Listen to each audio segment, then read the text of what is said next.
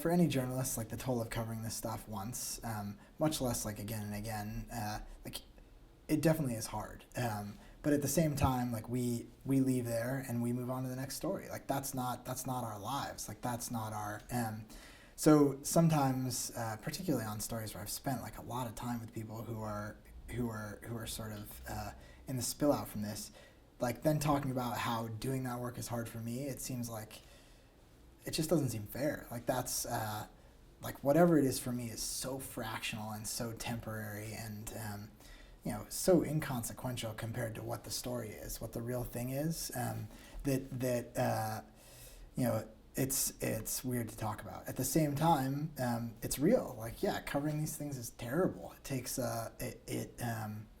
it definitely takes a toll. It's the darkest part of my job, and I mostly write dark stories.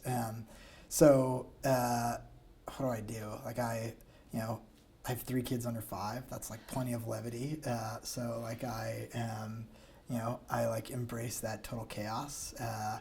I'm reminded of the fact that I live like a super happy, lucky life. I go for a run in the gorge. I you know have like a good beer. Like I just and like I talk about it. Like yeah, whether it's to my wife or to friends or to people who do similar kinds of work, I talk about it. And yeah, I mean, I just but there are some of the people from these that just like I still think I know I'll think about them all the time.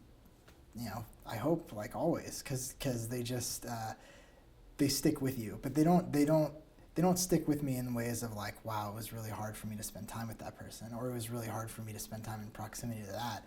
Like they stick with me in ways that like, wow, like that person is they're never recovering. Like that's like every day they're waking up into that,